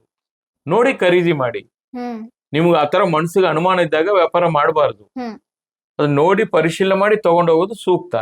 ಅದು 22 ಆದ್ರೆ 916 ಇರುತ್ತೆ, 24 ಆದ್ರೆ 100% ಇರುತ್ತೆ, ಓಕೆ. 18 ಕ್ಯಾರೆಟ್ ಆದ್ರೆ 75% ಇರುತ್ತೆ. ಹ್ಮ್. ಹ್ಮ್. ಪರ್ಸೆಂಟೇಜು, ಪ್ಯೂರಿಟಿ ಎಲ್ಲ ಸಿಸ್ಟಮ್ ಅಲ್ಲಿ ಬಂದ್ಬಿಡುತ್ತೆ. ಹ್ಮ್. ಚೆಕ್ ಮಾಡಿ ತಗೊಂಡೋಗಿ. ಮಾರಾಟ ಮಾಡುವಾಗ ಯಾವ ರೀತಿ? ಮಾರಾಟ ಮಾಡುವಾಗ್ಲೂ ಅಷ್ಟೇ ಆ ಪ್ಯೂರಿಟಿನ ನಾವು ಚೆಕ್ ಮಾಡ್ತೀವಿ. ಈಗ ಅದರಲ್ಲಿ ಸೀಲ್ ಇರುತ್ತೆ, ಪ್ರತಿ ಒಡವೆಯಲ್ಲಿ ಕೂಡ BIS ಹಾಲ್ಮಾರ್ಕ್ ಅಂತ ಇರುತ್ತೆ. ಅದು ಯಾವ ವರ್ಷದಲ್ಲಿ ಮ್ಯಾನುಫ್ಯಾಕ್ಚರಿಂಗ್ ಆಗಿದೆ, ಯಾವ ಸ್ಟೋರ್ ಅವರು ಮಾರಾಟ ಮಾಡಿದ್ದಾರೆ, ಯಾವ ಒಂದು ವರ್ಕರ್ ಅದನ್ನ ಮ್ಯಾನುಫ್ಯಾಕ್ಚರಿಂಗ್ ಮಾಡಿದ್ದಾರೆ, ಎಲ್ಲ ಸಂಪೂರ್ಣ ಮಾಹಿತಿ ಇರುತ್ತೆ. ಅದನ್ನು ನೋಡ್ಬೋದು, ಅಥವಾ ಅಲ್ಲಿ ಕ್ಯಾರೆಟ್ ಮೀಟರ್ ಇಟ್ಟು ಕೂಡ ಚೆಕ್ ಮಾಡಬಹುದು. ಎರಡು ತರನು ಅವಕಾಶಗಳಿರುತ್ತೆ. ಅವ್ರಿಗೆ ಅದೇ ಬೆಲೆ ಬಂದೇ ಬರುತ್ತೆ ಅಂತ ಹೇಳ್ತೀರಾ? ಒಂದ್ ವೇಳೆ ಅದಕ್ಕಿಂತ ಕಡಿಮೆ ಕೇಳಿದ್ರೆ ಕೊಡೋ ಅವಶ್ಯಕತೆ ಇಲ್ಲ, ಯಾಕಂದ್ರೆ ಬಿಲ್ ಇರುತ್ತಲ್ಲ, ಬಿಲ್ ಅಲ್ಲಿ ನೋಡಿ ಐಟಮ್ ಮತ್ತೆ ಬಿಲ್ ಎರಡು ತೂಕ ಕೂಡ ಕಂಪೇರ್ ಆಗ್ಬೇಕು, ಮತ್ತೆ ಕ್ಯಾರೆಟ್ ಮೀಟರ್ ಅಲ್ಲಿ ಚೆಕ್ ಮಾಡ್ಬೇಕು. ನಿಮ್ಗೆ ಸ್ಯಾಟಿಸ್ಫ್ಯಾಕ್ಷನ್ ಆದ್ಮೇಲೆ ಖರೀದಿಗೆ ಹೋಗ್ಬೇಕು, ಇಷ್ಟೇ. ಈಗ ಎಷ್ಟೋ ಕಡೆಗಳಲ್ಲಿ ಮೇಕಿಂಗ್ ಚಾರ್ಜಸ್ ಫ್ರೀ ಅಂತ ಆಗ್ಬಹುದು, ಅಥವಾ ಬೇರೆ ಬೇರೆ ರೀತಿಯ ರಿಯಾಯಿತಿಗಳನ್ನ ಕೊಡೋದಾಗಿರ್ಬೋದು. ಈಗ ನಿಜವಾಗಿ ಉದ್ಯಮದಲ್ಲಿ ಇದೆಲ್ಲ ಕೊಟ್ಟು ಲಾಭ ಗಳಿಸೋದಕ್ಕೆ ಸಾಧ್ಯನಾ? ಯಾಕಂದ್ರೆ ಉದ್ಯಮ ಅಂದ್ರೆ ಒಂದು ಲಾಭ ಗಳಿಕೆಯು ಬಹಳ ಮುಖ್ಯ ಆಗುತ್ತೆ. ಹಾಗಾಗಿ ಇದ್ರ ಹಿಂದಿನ ಈ ಎಲ್ಲ ಆಫರ್ಗಳ ಹಿಂದಿನ ಒಂದು ಗುಟ್ಟೇನು ಅಂತ? ಆಫರ್ಗಳು ಕೊಡ್ಲೇಬೇಕಾಗ್ತದೆ, ಇಲ್ಲ ಅಂತಲ್ಲ. ನಾವು ಫಿಕ್ಸ್ಡ್ ಪ್ರೈಸ್ ಅಂತ ಹೇಳ್ಕೊಂಡು ಮಾರಾಟ ಮಾಡಕ್ಕೂ ಆಗಲ್ಲ. ಒಂಚೂರು ರೀಸನಬಲ್ ಮಾಡಿ ಅವ್ರಿಗೆ ಆಫರ್ ಕೊಟ್ಟಾಗ ಗ್ರಾಹಕರಲ್ಲಿ ಕೂಡ ಒಂದು ಖುಷಿ ಇರುತ್ತೆ. ಈ ತರ ಅಕೇಶನ್ಸ್ ಮೇಲೆ ಕೊಡಬೇಕು, ಯಾವಾಗ್ಲೂ ಆಫರ್ ಕೊಡಕ್ಕೂ ಆಗಲ್ಲ. ಅಕೇಶನ್ಸ್, ಈ ದೀಪಾವಳಿ, ಈ ಅಕ್ಷಯ ತೃತೀಯೆ, ಈ ತರ ಒಂದು ವರಮಹಾಲಕ್ಷ್ಮಿ, ಈ ತರ ಸಂದರ್ಭದಲ್ಲಿ, ಮತ್ತೆ ಈಗ ನಾವು ಇನಾಗ್ರೇಷನ್ ಮಾಡ್ತಾ ಇದೀವಿ, ಓಪನಿಂಗ್ ಟೈಮ್ಗೆ ಒಂದು ಗ್ರಾಹಕರು ಏನೋ ಒಂದು ಖುಷಿಯಾಗಿ ಬರ್ತಾರೆ, ಏನೋ ಹೊಸ ಐಟಮ್ ಸಿಗುತ್ತೆ, ಇನ್ನೇನೋ ಗಿಫ್ಟ್ ಸಿಗುತ್ತೆ, ಇನ್ನೇನೋ ಆಫರ್ ಸಿಗುತ್ತೆ ಅಂತ ಬರ್ತಾರೆ. ಬರೋರಿಗೆ ನಿರಾಶೆ ಆಗ್ಬಾರ್ದಲ್ಲ, ಅದಕ್ಕೋಸ್ಕರ ಅದನ್ನ ಪರ್ಟಿಕ್ಯುಲರ್ ಟೈಮ್ ಅದಕ್ಕೆ ಇಡ್ತೀವಿ, 10ನೇ ತಾರೀಕುವರೆಗೂ ಅಂತ ಹೇಳಿದೆ. ಯಾವಾಗ್ಲೂ ಕೊಡಕ್ಕಾಗಲ್ಲ, ಅದಕ್ಕೆ this is never before and never again ಅಂತ ಹೇಳಿದೀವಿ. ಅದು ಕೊಡ್ಲೇಬೇಕಾಗುತ್ತೆ. ಅದರಿಂದ ಸ್ವಲ್ಪ ಪ್ರಾಫಿಟ್ ಕಮ್ಮಿ ಆಗ್ಬೋದು, ಲಾಸ್ ಅಂತ ಮಾಡಲ್ಲ. ಲಾಸ್ಗೆ ಯಾರು ವ್ಯಾಪಾರ ಮಾಡಲ್ಲ. ಲಾಸ್ಗೆ ವ್ಯಾಪಾರ ಮಾಡಿದ್ರೆ ಕಷ್ಟ ಅಲ್ವಾ? ಈಗ up and down market rate ಅಲ್ಲೇ ತುಂಬಾ ಕಷ್ಟ ಆಗ್ಬಿಡುತ್ತೆ. ನಾವೇನೋ ಚೂರು ಎಡವಿದ್ರೆ ಮತ್ತೆ ರೇಟ್ ಹೋಗ್ತಾ ಇದ್ರೆ ಆ ದುಡ್ಡು ಇಟ್ಕೊಂಡ್ರೆ ಸೇಲ್ ಆಗಿರೋದು ನಮ್ಗೆ ಲಾಸು. ಈಗ ನಿಮ್ಗೆ 100 ರೂಪಾಯಿಗೆ ನಾನು ಸೇಲ್ ಮಾಡಿ ಇರ್ತೀನಿ ಒಂದ್ ನೈಟ್ ಅಲ್ಲಿ, ನೆಕ್ಸ್ಟ್ ಡೇ ಬೆಳಿಗ್ಗೆ 110 ರೂಪಾಯಿ ಆಗೋಗ್ಬಿಟ್ಟಿರುತ್ತೆ. ನಾನು ಮತ್ತೆ ಐಟಮ್ ರೀಫಿಲ್ ಮಾಡ್ಬೇಕಲ್ಲ, ದುಡ್ಡು ಇಟ್ಕೊಂಡು ಏನ್ ಮಾಡ್ಲಿ? ಅದು ಕಷ್ಟನೇ ನಮ್ಗೆ. ಸೊ ಅವಾಗ ಕ್ಯಾಚ್ ಮಾಡ್ತಾ ಇರ್ಬೇಕು. ಸೊ ಈ ಬೆಲೆ ಏರಿಳಿತದ ಸಂದರ್ಭದಲ್ಲಿ ಉದ್ಯಮ ನಡೆಸೋದು ಎಷ್ಟು ನಾಜೂಕು, ಸೂಕ್ಷ್ಮ ಅಂತ. ತುಂಬಾ ಹುಷಾರಾಗಿರ್ಬೇಕು. ರೇಟ್ ನ ಏನ್ ಆಗ್ತಾ ಇದೆ ಅಂತ ಹೇಳಿ ಗಮನಿಸ್ತಾನೆ ಇರ್ಬೇಕು. ಅವಾಗ ಇದ್ರೆ ಲಾಕ್ ಮಾಡಿ ಪರ್ಚೇಸ್ ಮಾಡ್ತಾನೆ ಇರ್ಬೇಕು. ಈ ರೀತಿಯ ಒಂದು ಚಾಣಾಕ್ಷತೆಯನ್ನ ನೀವು ಬಳಸಬೇಕಾಗುತ್ತೆ. ಹಾಗೆ ಈಗಿನ ಒಂದು ಜೆನ್ಜಿ ಕ್ಯಾಟಗರಿ ಅಂತ ಏನ್ ಹೇಳ್ತಾರೆ, ಈಗಿನ ಯುವ ಪೀಳಿಗೆಗೆ ಇರುವಂತಹ ಒಂದು ಚಿನ್ನಾಭರಣದ ಒಂದು ಟೇಸ್ಟ್ ಹೇಗಿದೆ? ಹಿಂದಿನ ದೊಡ್ಡ ಹಾರ ಇರ್ಬೋದು, ನೆಕ್ಲೆಸ್ಗೆ ಈಗ್ಲೂ ಬೇಡಿಕೆ ಇದೆಯಾ, ಅಥವಾ ಈಗ ಟ್ರೆಂಡಿಗೆ ತಕ್ಕಂತೆ ಯಾವ ರೀತಿಯ ಒಂದು ಚಿನ್ನಾಭರಣಕ್ಕೆ ಬೇಡಿಕೆ ಇದೆ? ಹಿಂದೆ ಎಲ್ಲ ಗಟ್ಟಿ ಮುಟ್ಟಾಗಿರ್ಬೇಕು, ತೂಕ ಇರ್ಬೇಕು, ಭರ್ಜರಿಯಾಗಿರ್ಬೇಕು ಅಂತೇಳಿ ಆಗಿನ ಕಾಲದಲ್ಲಿ ಎಲ್ಲ ಕೂಡ ತಯಾರಿ ಮಾಡಿ ಆರ್ಡರ್ ಕೊಟ್ಟು ಮಾಡಿಸ್ಕೊತಾ ಇದ್ರು. ಈಗ ಹಂಗಲ್ಲ, ಲೈಟ್ ವೇಟ್ ಜ್ಯುವೆಲ್ರಿ, ನೋಡಿದ ತಕ್ಷಣ ಸ್ಟೈಲಿಶ್ ಆಗಿರ್ಬೇಕು, ಲೈಟ್ ವೇಟ್ ಇರ್ಬೇಕು, ನೋಡಕ್ಕೆ ಒಂಥರ ಚೆನ್ನಾಗಿ ಕಾಣಿಸ್ಬೇಕು, ಲುಕ್ ಇರಬೇಕು. ಇದನ್ನ ಎಲ್ರು ಕೂಡ ಬಯಸ್ತಾರೆ. ಈಗ ಗ್ರಾಹಕರ ಮತ್ತೆ ಅದು ಯುವಕರಾಗ್ಲಿ ಸೀನಿಯರ್ಸ್ ಆಗ್ಲಿ ಅವರು ಇಷ್ಟಪಡುವಂತ ಲೈಟ್ ವೇಟ್ ಜ್ಯುವೆಲ್ಗಳನ್ನೇ ನಾವು ಕೂಡ ಜಾಸ್ತಿ ಮ್ಯಾನುಫ್ಯಾಕ್ಚರ್ ಮಾಡಿ ಶೋಕೇಸ್ ಮಾಡಿ ಇಟ್ಟಿರ್ತೀವಿ. ಅದು ಟೆಂಪಲ್ ಜ್ಯುವೆಲ್ರಿ, ಆಂಟಿಕ್ ಜ್ಯುವೆಲ್ರಿ ಈಗ ಜಾಸ್ತಿ ಮಾರಾಟ ಆಗ್ತಾ ಇರತಕ್ಕಂಥದ್ದು. ಹೊಳಪು ಇರಬಾರದು, ನೋಡಕ್ಕೆ ಕ್ರಾಫ್ಟೆಡ್ ಜ್ಯುವೆಲ್ರಿ ತರಾನು ಇರಬೇಕು. ಆಮೇಲೆ ಪ್ರೆಷಿಯಸ್ ಸ್ಟೋನ್ಸ್, ಈ ಅನ್ಕಟ್ ಡೈಮಂಡ್ ಇರ್ಬೋದು, ರೂಬಿ ಇರ್ಬೋದು, ಎಮರಾಲ್ಡ್ ಇರ್ಬೋದು, ಪರ್ಲ್ಸ್ ಇರ್ಬೋದು, ಈ ತರದೆಲ್ಲ ಇತ್ತೀಚಿನ ದಿನಗಳಲ್ಲಿ ಆಂಟಿಕ್ ಜ್ಯುವೆಲ್ರಿ ಜೊತೆ ಸೆಟ್ಟಿಂಗ್ ಮಾಡ್ತೀವಿ. ಅದನ್ನ ಇಷ್ಟಪಡ್ತಾರೆ. ಜೊತೆಗೆ ಹೊಸ ಹೊಸ ವಿನ್ಯಾಸ, ಹೆಚ್ಚು ಬೇಡಿಕೆ, ಹೊಸ ವಿನ್ಯಾಸಗಳು ಇರುತ್ತೆ. ಯಾವ ರೀತಿ ನಿಮ್ಮಲ್ಲಿ ಈ ವಿನ್ಯಾಸಗಾರರು ಕೆಲಸ ಮಾಡ್ತಿದ್ದಾರೆ ಸರ್? ಸಾಯಿ ಗೋಲ್ಡ್ ಪ್ಯಾಲೇಸ್ಗೆ ನಮ್ಮಲ್ಲಿ ನಾವು ಓನ್ ಫ್ಯಾಕ್ಟ್ರಿ ಇಟ್ಕೊಂಡಿರ್ತೀವಿ. ಆ ಫ್ಯಾಕ್ಟ್ರಿಗಳಲ್ಲಿ ಎಲ್ಲವನ್ನ ಕೂಡ ಮಾಡ್ತೀವಿ. ಸೊ ಅದನ್ನ ಒಂದಷ್ಟು ಶಾಂಪಲ್ಸ್ ತರಿಸಿ ಅದನ್ನ ಕ್ರಿಯೇಟ್ ಮಾಡಿ ಆಮೇಲೆ ಅದು ಫಿನಿಶಿಂಗ್ ಮಾಡ್ತೀವಿ. ನಾವು ಓನ್ ಆಗಿ ಮಾಡಿಸೋದ್ರಿಂದ ನಮ್ಗೆ ಒಳ್ಳೆ ಕ್ವಾಲಿಟಿನೂ ಸಿಗುತ್ತೆ, ಜೊತೆಗೆ ಒಳ್ಳೆ ಒಳ್ಳೆ ವೆರೈಟೀಸು ಸಿಗ್ತದೆ. ಗ್ರಾಹಕರು ಬಂದ ತಕ್ಷಣ ಸೆಲೆಕ್ಟ್ ಮಾಡಬೇಕು, ಆ ತರ ಇರುತ್ತೆ. ಮತ್ತೆ ಎಕ್ಸ್ಕ್ಲೂಸಿವ್ ಆಗಿ ಇರುತ್ತೆ ಶಾಪ್. ಓಕೆ, ಈಗ ಕೋವಿಡ್ ಸಂದರ್ಭದಲ್ಲಿ ಎಷ್ಟೋ ಮನೆಗಳನ್ನ ಉಳಿಸಿದಂತದ್ದು ಚಿನ್ನ.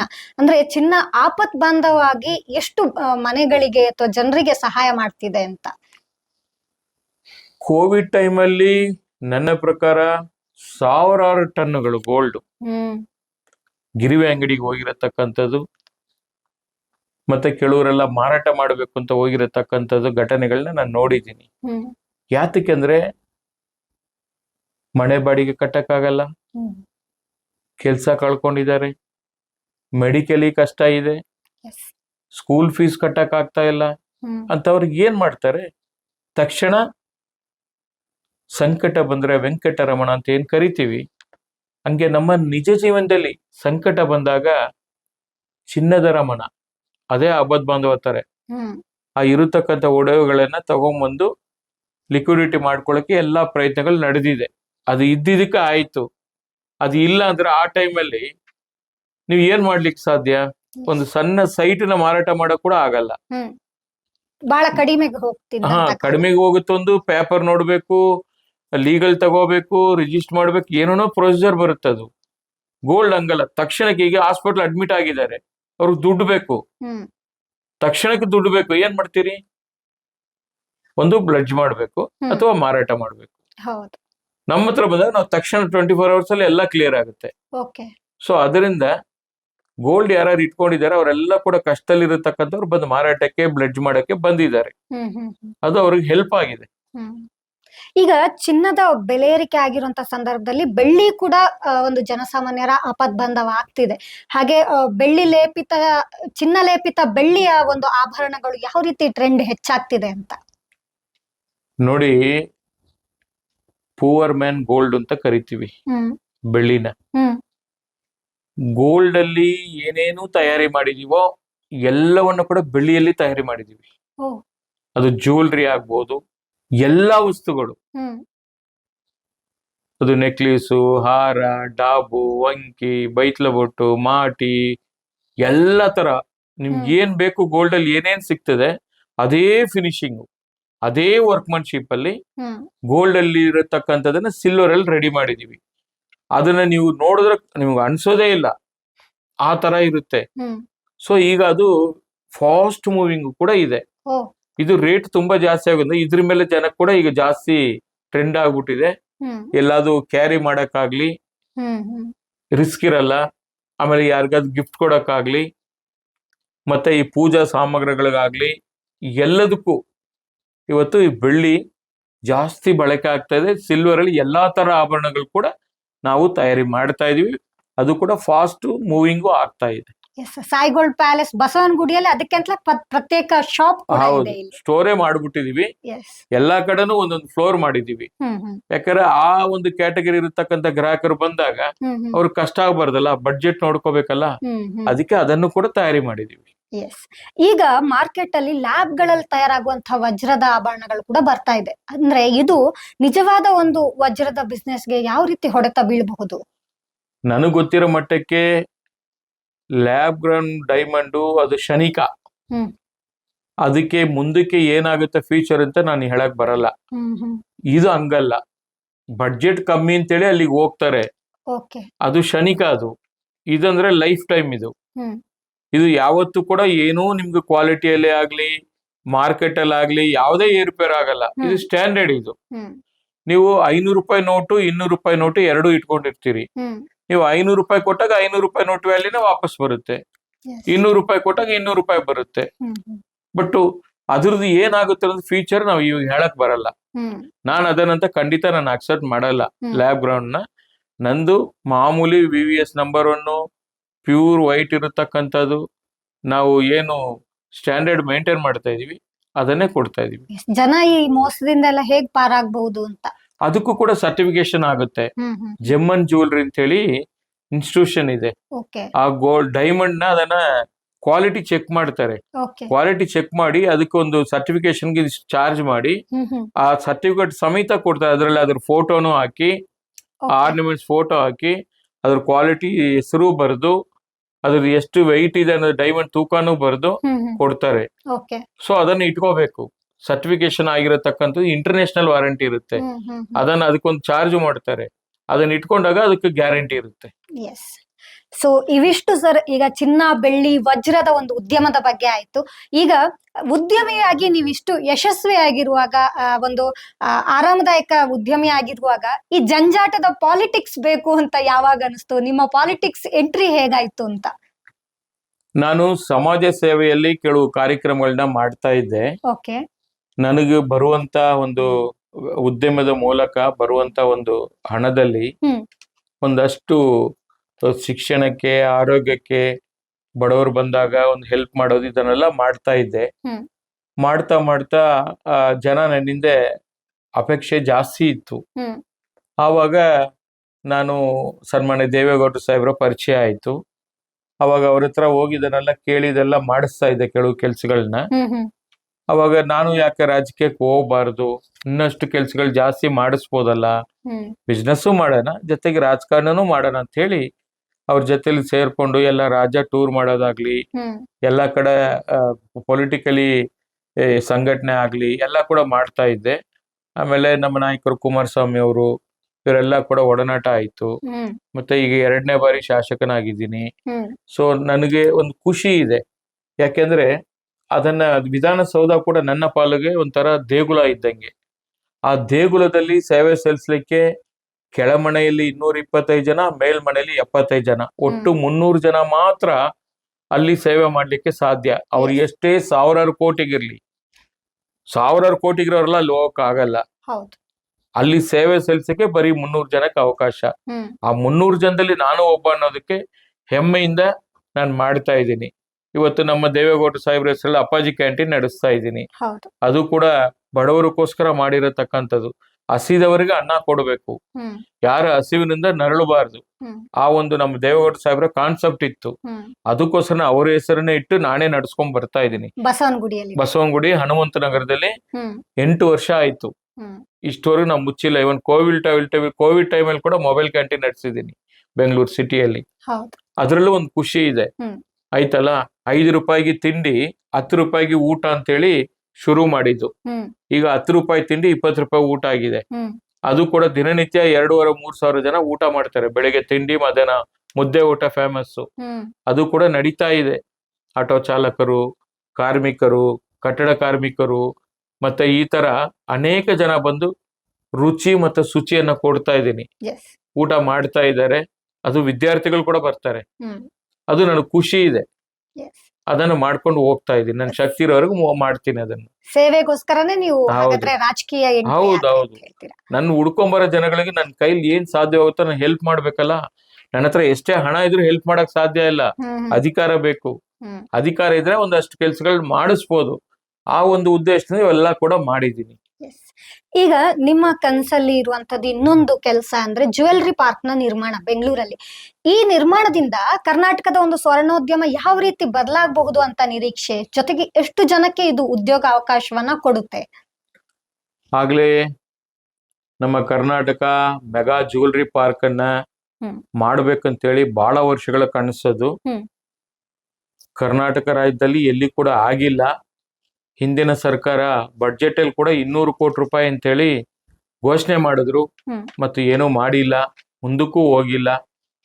ಈಗ ನಾನು ಬೆಂಗಳೂರು ನಗರದ ಏರ್ಪೋರ್ಟ್ ಹತ್ರ ಒಂದಷ್ಟು ಜಾಗವನ್ನು ಐಡೆಂಟಿಫೈ ಮಾಡಿದ್ದೀವಿ. ಹ್ಮ್. ಅಲ್ಲಿ ನಾವು ಜ್ಯುವೆಲ್ರಿ ಪಾರ್ಕ್ನ ಮಾಡಬೇಕು. ಇಡೀ ದೇಶ ಕರ್ನಾಟಕ ರಾಜ್ಯವನ್ನ ನೋಡಬೇಕು. ಎಂಟೈರ್ ಮ್ಯಾನುಫ್ಯಾಕ್ಚರಿಂಗ್ ಸೆಕ್ಟರ್ ಬರಬೇಕು. ಅದು ಕೂಡ ಒಂದು ಟೂರಿಸಂ ಪ್ಲೇಸ್ ಆಗಿ ಪರಿವರ್ತನೆ ಆಗಬೇಕು ಅಂತೇಳಿ ಒಂದು 10,000 ಎಂಪ್ಲಾಯೀಸ್ಗೆ ಎಂಪ್ಲಾಯ್ಮೆಂಟ್ ಕೊಡುವಂತ ಅವಕಾಶಗಳಿದೆ. 500 ಕೋಟಿ ಬಂಡವಾಳ ಹೂಡಿಕೆ ಮಾಡಿ ನಮ್ಮ ಅಸೋಸಿಯೇಷನ್ ವತಿಯಿಂದ ಎಲ್ಲ ಸ್ನೇಹಿತರನ್ನ ಸೇರಿಸ್ಕೊಂಡು ಆ ಒಂದು ಪ್ರಾಜೆಕ್ಟ್ನ ಮಾಡಬೇಕು ಅಂತೇಳಿ ಹೊರಟಿದ್ದೀನಿ. ಬಹುಶಃ ಅದು ಕೂಡ ಇನ್ನೊಂದು 3-4 ತಿಂಗಳಲ್ಲಿ ಜಾಗ ಕ್ಲಿಯರ್ ಆಗುತ್ತೆ ಅಂತೇಳಿ ಅನ್ಕೊಂಡಿದ್ದೀನಿ. ಅದಾದ್ಮೇಲೆ ನಮ್ಮ ಕೆಲಸಗಳನ್ನ ಪ್ರಾರಂಭ ಮಾಡ್ತೀವಿ. ಯಾಕಂದ್ರೆ ಈ ನಗರದ ಪೇಟೆಯಲ್ಲಿ, ಕಬ್ಬನ್ಪೇಟೆಯಲ್ಲಿ, ಅವನ್ಯೂ ರಸ್ತೆಯಲ್ಲಿ ನೀವೆಲ್ಲ ನೋಡಿರ್ಬೋದು. ಎಲ್ಲ ಸಣ್ಣ ಸಣ್ಣ ಗಲ್ಲಿಗಳಲ್ಲಿ ಇಟ್ಕೊಂಡು ಕೂತಿರ್ತಾರೆ. ಪಾಪ ಅವ್ರಿಗೆಲ್ಲ ಅಲ್ಲಿ ಸೆಕ್ಯೂರು ಇಲ್ಲ. ಅವ್ರಿಗೆ ಒಂದು ಸತಿ ಹೋಗಿ ಹೊರಗೆ ಬರಕ್ಕೂ, ವೆಹಿಕಲ್ ಅಲ್ಲಿ ಬರಕ್ಕೂ ಆಗಲ್ಲ, ತೊಂದರೆ ಆಗ್ತಾ ಇದೆ. ಅದಕ್ಕೋಸ್ಕರ ಎಲ್ಲಾರನ್ನ ಅಲ್ಲಿ ತಗೊಂಡ್ಬರ್ಬೇಕು. ಇಡೀ ದೇಶದಲ್ಲಿ ಮುಂಬೈ ಇರ್ಬೋದು, ಕಲ್ಕತ್ತಾ ಇರ್ಬೋದು, ಅಹಮದಾಬಾದ್ ಇರ್ಬೋದು, ಹೈದ್ರಾಬಾದ್ ಇರ್ಬೋದು, ಚೆನ್ನೈ ಇರ್ಬೋದು, ರಾಜ್ಕೋಟ್ ಇರ್ಬೋದು, ಎಲ್ಲ ಊರುಗಳಿಂದ ಕೂಡ ಮ್ಯಾನುಫ್ಯಾಕ್ಚರ್ ಇದ್ದಾರೆ. ಒಂದೊಂದು ಊರಿಗೆ ಒಂದೊಂದು ವೆರೈಟೀಸ್ ಅಲ್ಲಿ ಫೇಮಸ್ ಇರುತ್ತೆ. ಅವ್ರನ್ನೆಲ್ಲಾರನು ಅಂಡರ್ ಒನ್ ರೂಫ್ ಇಲ್ಲಿ ತರಬೇಕು. ಅವ್ರಿಗಾದಂತ ಒಂದು ಇನ್ಸ್ಟಿಟ್ಯೂಷನ್ಗಳನ್ನ, ಡಿಸೈನರ್ಸ್ ಅನ್ನ, ಮತ್ತೆ ಮ್ಯಾನುಫ್ಯಾಕ್ಚರ್ ಅನ್ನ, ಎಲ್ಲಾ ತರ ನಮ್ಮ ಜ್ಯುವೆಲ್ರಿ ರಿಲೇಟೆಡ್ ಏನೇನಿರುತ್ತೆ ಎಲ್ಲ ಒಂದೇ ಸೂರಲ್ಲಿ ಬರಬೇಕು ಅಂತೇಳಿ ಒಂದು ಡ್ರೀಮ್ ಇಟ್ಕೊಂಡಿದ್ದೀನಿ. ಅದಕ್ಕೆ ನೋಡ್ಬೇಕು, ಮುಂದಿನ ದಿನಗಳು ಅದು ಮಾಡ್ತೀನಿ. ಎಸ್, ಮುಂದೆ ನಿಮ್ಮ ಪ್ರತಿ ಗೆಲುವಿನ ಹಿಂದೆ ಶಿರಡಿ ಸಾಯಿಬಾಬಾ ದೇವರು ಅವರ ಕೃಪೆ ಇದೆ ಅಂತ ಹೇಳಿ ನೀವು ನಂಬಿಕೊಂಡು ಬಂದಿದ್ದೀರಾ. ಹಾಗೆ ನಿಮ್ಮ ಉದ್ಯಮದಲ್ಲಿರ್ಬೋದು, ರಾಜಕೀಯದಲ್ಲಿರ್ಬೋದು, ನೀವು ಕುಗ್ಗಿ ಹೋದಾಗ ಅಥವಾ ಡಲ್ ಆದಾಗ ನಿಮಗೆ ಸಾಯಿಬಾಬಾ ದಾರಿ ತೋರಿದಂತಹ ಯಾವ್ದಾದ್ರು ಘಟನೆ ಬಗ್ಗೆ ನೆನಪಿದ್ರೆ ಹೇಳ್ಬೋದಾ? ಬಹಳ ಸತಿ ಒಂದಷ್ಟು ಜೀವನದಲ್ಲಿ ಕಷ್ಟಗಳು ಬಂದೇ ಬರುತ್ತೆ. ಅದನ್ನ ನಾನು ಅನುಭವಿಸಿದ್ದೀನಿ. ಏನಾದ್ರು ಸಾಯಿಬಾಬಾ ಮುಂದೆ ಹೋಗಿ, ಶಿರಡಿಗೆ ಹೋಗಿ ಬಾಬಾ ಹತ್ರ ನಾನು ಕಷ್ಟಗಳನ್ನ ಹೇಳಿ ಪ್ರಾರ್ಥನೆ ಮಾಡಿ ಕಣ್ಣೀರು ಹಾಕಿದಾಗ ಅವ್ರು ನನ್ನ ಜೊತೆಲಿ ಯಾವಾಗಲೂ ಕೂಡ ನಾನು ಇದ್ದೀನಿ, ನೀನು ಹೋಗು ಮುಂದೆ ಅಂತ ಹೇಳಿ ನನಗೆ ಒಂದು ಆಶೀರ್ವಾದ ಮಾಡಿರತಕ್ಕಂಥ ಅನೇಕ ವಿಚಾರಗಳಿದೆ. ಅದೇ ರೀತಿಯಲ್ಲಿ ಮುಂದಕ್ಕೆ ಹೋಗ್ತಾ ಇದ್ದೀನಿ. ನಾನು ಒಂದು ಘಟನೆ ಅಂತ ಪರ್ಟಿಕ್ಯುಲರ್ ಹೇಳಕ್ ಆಗಲ್ಲ. ನನ್ನ ಜೀವನದಲ್ಲಿ ಸುಮಾರು ಆಗಿದೆ. ಎಲ್ಲಾ ತರ ಕಷ್ಟಗಳನ್ನ ನೋಡಿದ್ದೀನಿ, ಪಟ್ಟಿದ್ದೀನಿ, ಅನುಭವಿಸಿದ್ದೀನಿ. ಬಟ್ ನ್ಯಾಯಕ್ಕೆ ಯಾವತ್ತೂ ಜಯ ಇದೆ ಅಂತೇಳಿ ಅದು ಅವ್ರು ಕೊಟ್ಟಿರತಕ್ಕಂತ ಒಂದು ಮಾರ್ಗದರ್ಶನ ಕೂಡ ನನಗಿದೆ. ಅದನ್ನೇ ಮುಂದುವರಿಸ್ತಾ ಇದ್ದೀನಿ. ಈಗ ಟಿ ಎ ಶರವಣ ಅವರಿಗೆ ಹೆಚ್ಚು ತೃಪ್ತಿ ಕೊಡೋದು ಯಾವುದು? ಉದ್ಯಮಿಯಾಗಿ ಸಾಯಿಗೋಲ್ಡ್ ಪ್ಯಾಲೇಸ್ ನಡೆಸ್ತಾ ಇರೋದಾ, ಅಥವಾ ವಿಧಾನ ಪರಿಷತ್ ಸದಸ್ಯರಾಗಿ ಹೆಚ್ಚು ಜನರ ಸೇವೆಯನ್ನ ಮಾಡೋದಾ? ಎರಡು ಕಣ್ಣುಗಳಿದ್ದಂಗೆ.